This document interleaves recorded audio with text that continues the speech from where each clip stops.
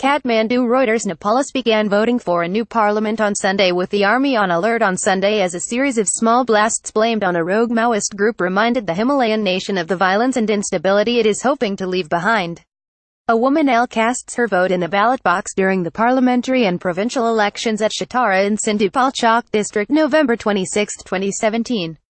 REUTERSNavesh ChitrakarMore. More than a decade after the end of a civil war between Maoist peasant guerrillas and security forces, Nepal is hoping this election, the first parliamentary poll since 1999, will complete its long journey from a monarchy to become a federal republic. A second phase of the election will take place on December 7, and the Election Commission has said that the final results probably won't be known for several days because of the cumbersome counting procedures.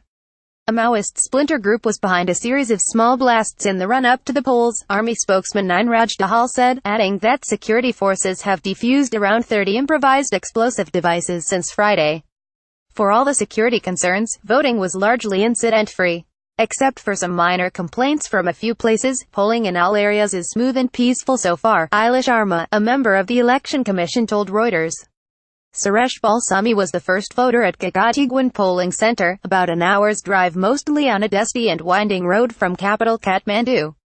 "I voted for peace, development and prosperity of the country," said the 32-year-old bus driver, as other voters began to trickle into the polling center in a public school ringed by pine trees. Candidates have used everything from mules to drones flying their party flags to reach voters in remote areas with no roads, according to media reports. Battle for influence. A man casts his vote at a polling station during the parliamentary and provincial elections at Chautara in Sindhupalchok District November 26, 2017. REUTERSNavesh ChitrakarMore voted in 2008 and 2013 for a constituent assembly, which doubled as parliament, to write a post-monarchy charter that plotted the course to becoming a federal republic. More than 15 million eligible voters will pick a 275-member legislature, the first under a new constitution agreed after years of wrangling. Simultaneously, voters will choose representatives to 7 provincial assemblies for the first time since Nepal abolished the monarchy in 2008. The centrist Nepali Congress Party, considered a pro-India group, has formed a loose electoral alliance with the Madhesi parties from the country's southern plains bordering India and former royalists. An officer from Election Commission shows an empty ballot box towards the party representatives before sealing it during the parliamentary and provincial elections at Chautara in Sindhupalchok District November 26, 2017. REUTERSNavesh Chitrakar. Facing the alliance is a tight-knit left coalition between the former Maoist rebels and the main opposition Communist UML party, perceived to be closer to China. Wedged between India and China, Nepal needs to balance ties, but the outcome of the election could determine which of the Asian giants gets the upper hand in the battle for influence in the buffer state. Both are looking to benefit from Nepal's potential as a source of hydropower. Home to Mount Everest, and one of the poorest countries in the world, Nepal depends on tourism and aid.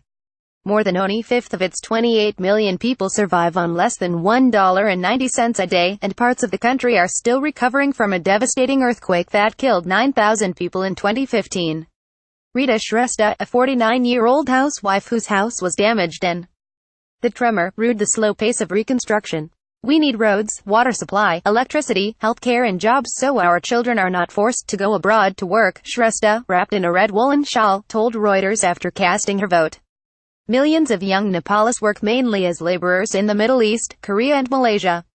Reporting by Gopal Sharma. Writing by Gopal Sharma and Krishna Indas. Editing by Simon Cameron. More standards. The Thomson Reuters Trust Principles.